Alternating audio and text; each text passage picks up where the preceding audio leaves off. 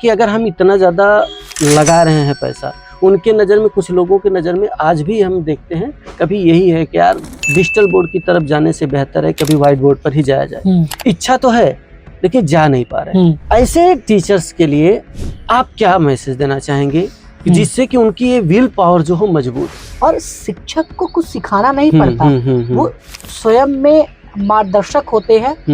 बस उनको ये समझना है कि मैं मार्गदर्शक हूँ। वो फॉलोअर बन जाते हैं जी। उनको फॉलोअर, उनको लर्नर बनना चाहिए, फॉलोअर नहीं। ये शिक्षक आप सबके लिए है। आप वीडियो बनाते हैं, आपको लगता होगा कि वीडियो में आपकी मनस्थिति और परिस्थिति, मनोभाव बच्चे समझ नहीं सकते। आप 100% गलत है। चंदन सर नमस्कार। नमस्कार सर। बहुत दिन से इच्छा थी कि एक बार आपके साथ कुछ चर्चा पर चर्चा हो। चूँकि हमने आपके बारे में यूट्यूब पे सबसे ज़्यादा देखा हुआ है कि आप एक ऐसे सितारे हैं जिनको बड़े बड़े क्रिएटर, यूट्यूबर फॉलो करते हैं। उनके बहुत सारे ऐसे डाउट्स होते हैं, सवाल होते हैं जिसको आप बड़े ही आसानी से, ये स्माइल जो आपके चेहरे पे है, मुस्कुरा करके उसको आप सॉल्व कर देते हैं। सबसे बड़ा क्वेश्चन मार्क लगता है आज के समय की शिक्षा को लेकर के, शिक्षा पद्धतियों को लेकर के, कि आज की जो शिक्षा है, आज की जो जनरेशन है, अब वो डिजिटल प्लेटफॉर्म को कुछ ज़्यादा पसंद कर रही है। और हमें ये जान के बड़ी खुशी हुई कि आप डिजिटल प्लेटफॉर्म के सबसे बड़े कह सकते हैं कि आप प्रोवाइडर हैं। आपने इतना बड़ा विजन आपके दिमाग में आया कहाँ से? बिल्कुल सही सवाल है, आज तक किसी ने पूछा नहीं। एक तो सबसे पहले कि थोड़ा प्रारब्ध को मैं मानता हूँ। तो ये सारी चीजें, क्योंकि ना अभी हम लोग इवेंट में हैं और ये पता चलता है कि हर आत्मा का एक उद्देश्य है आने का, हर शरीर का एक उद्देश्य है। तो मुझे लगता है कि हम उद्देश्य के हिसाब से काम कर रहे हैं। अब इस फील्ड में कैसे आए? एक्सीडेंटली आए। अच्छा। हाँ, हम एजुकेशन फील्ड में नहीं थे। बट ये है कि जब हम सबसे पहले स्कूल के लिए कुछ सप्लाई दिए तो बहुत सारे गैप्स को देखा कि इंस्टीट्यूशंस में, स्कूल्स में, टीचर्स में, ठीक है, बहुत सारे सवाल हैं। उनकी बहुत सारी हिडन प्रॉब्लम्स है जो टेक प्रॉब्लम है। बट वेंडर और मैन्युफैक्चरर उतना इक्विप्ड या उतना उनके पास नॉलेज नहीं है कि उनको डिलीवर कर पाए। तो यानी कि शिक्षक परफॉर्म तो करना चाहते हैं लेकिन उनको वो गाड़ी नहीं मिल पा रही है, वो एक्सीलेट नहीं कर पा रहे हैं, वो पेट्रोल नहीं भरा पा रहे हैं, न पंप है न कुछ है। तो फिर इस गैप को देखा और मैंने कहा यार कुछ अपने तरीके से बताया जाए। तो मैं यूट्यूब पे आया तो मैं अपने तरीके से बताना शुरू किया कि आप जर्नी कैसे शुरू करें, how to start your online journey. फिर ऑनलाइन होता क्या है, क्या आप यूट्यूब पे वीडियो डालने को ऑनलाइन बोलते हैं? ऑनलाइन इसको नहीं बोलते हैं। तो फिर हम धीरे धीरे बताना शुरू किए और यूट्यूब से एक अलग पहचान मिली और एक जिम्मेदारी मिली जिसको मैं अभी तक निभा रहा हूँ। बहुत अच्छा। इस समय अगर हम आपसे जानना चाहें, जिस समय आपने शुरुआत किया था उस समय हमारे जो टीचर्स रहे हैं उनको बहुत चैलेंजेस रहे होंगे। आज के समय में आप उनके किस चैलेंज को खुद से एक्सेप्ट करते हैं कि उनके उस चैलेंज को जब तक वो समझें आप उसको सॉल्व कर सकते हैं? कौन सा ऐसा चैलेंज उनको सामने? अभी देखिए, शिक्षक के पास जो सबसे बड़ी चैलेंज है ना, वो फाइनेंशियली वेल स्किल के नहीं है, वो सब मैनेजेबल है। देखिए, स्किल आप सीख सकते हैं, फाइनेंस आप ले सकते हैं, मैनेज कर सकते हैं, अरेंज कर सकते हैं। बट अभी वो सेल्फ डाउट में है, सेल्फ वर्दीनेस में है। तो जब भी इंसान सेल्फ डाउट में हो जाता है ना, तो वो मेंटली और फिजिकली दोनों कमजोर हो जाता है जी। उसकी इच्छा शक्ति कमजोर हो जाती है। और याद रखिए, इच्छा शक्ति एक ऐसी चीज है जो हमारी इनर होती है, उधार नहीं लेना पड़ता।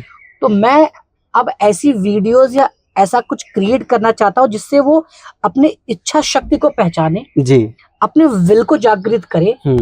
और शिक्षक को कुछ सिखाना नहीं पड़ता, वो स्वयं में मार्गदर्शक होते हैं। बस उनको ये समझना है कि मैं मार्गदर्शक हूँ। वो फॉलोअर बन जाते हैं जी। उनको फॉलोअर, उनको लर्नर बनना चाहिए, फॉलोअर नहीं। सीखने सीखे वो बस फॉलोअर ना बने, किसी को फॉलो ना करें कि इनके तरह यूट्यूब पे व्यूज चाहिए, ऐसे मुझे ये चाहिए, नहीं।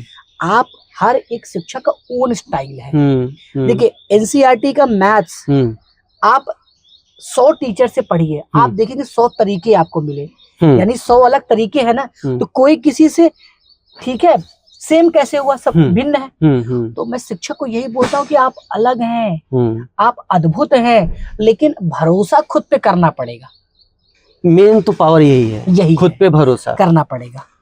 और खुद पे भरोसा करने में आज भी अभी शिक्षक का कहीं न कहीं पीछे हो रहे हैं जी। और नो डाउट कि उनकी सबसे बड़ी ये है कि अगर हम इतना ज्यादा लगा रहे हैं पैसा, उनके नज़र में, कुछ लोगों के नज़र में आज भी हम देखते हैं कभी यही है कि यार डिजिटल बोर्ड की तरफ जाने से बेहतर है कभी व्हाइट बोर्ड पर ही जाया जाए। इच्छा तो है लेकिन जा नहीं पा रहे।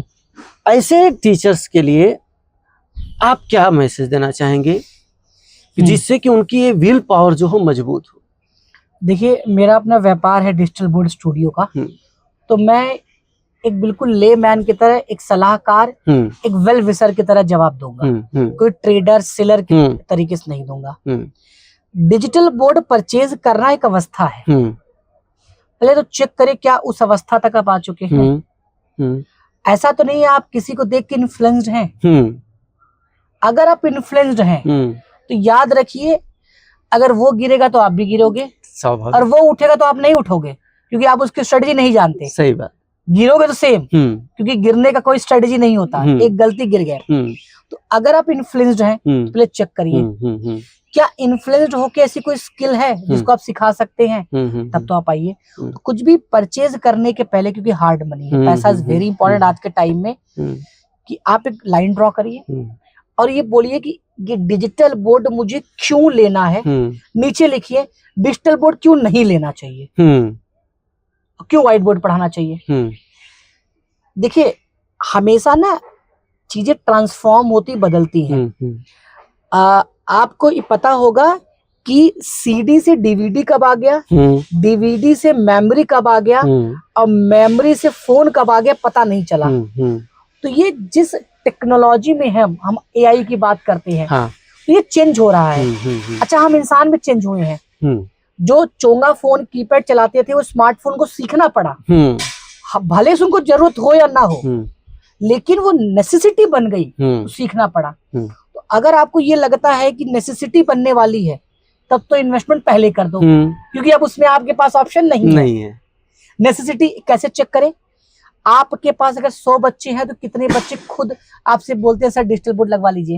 इट मीन्स कि वो कहीं देख रहे हैं और उनको उसी पढ़ना पसंद है।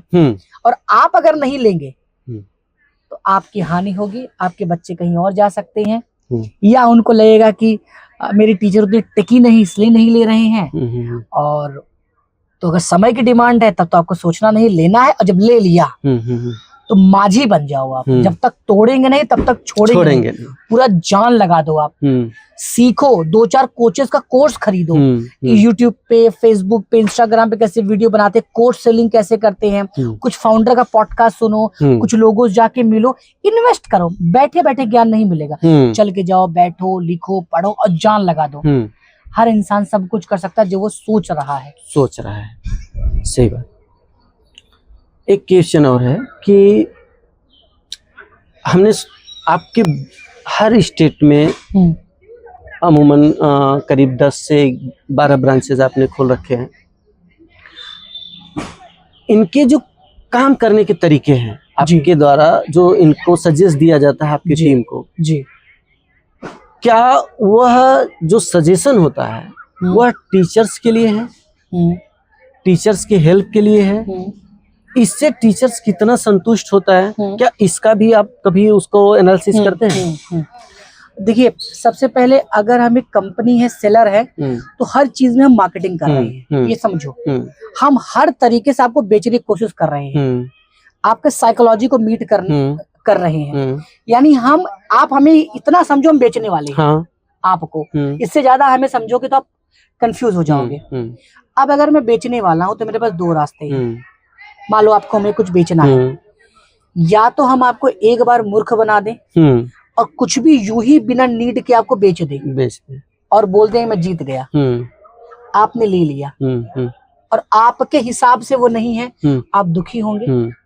वो आपका जो दुख है, अच्छा दुख सुख एनर्जी है, वो अगर आप दुखी है तो मेरे भी कर्म खराब होंगे, ठीक। प्लस एक दुखी व्यक्ति ना बहुत जल्दी नेटवर्क जोड़ता है, वो 10 लोगों से बुराई करेगा, यहाँ से मत लो।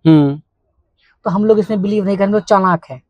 हम लोग एड़ी से लेकर चोटी तक टीचर खुश करते हैं ज्ञान के माध्यम से, टेक्नोलॉजी के माध्यम से, समझ के माध्यम से, और हमारे लिए वो भगवान तुल्य हैं कि उनको इतना सिखा दो, समझा दो, अच्छी चीज दे दो कि रोम रोम खुश हो जाए और वो हैप्पीनेस दें, हमारे कर्म में ऐड हो और हम और ब्रांच खोल पाए, और कम से कम वो 5 लोगों से बड़ाई करें ना कि बुराई करें।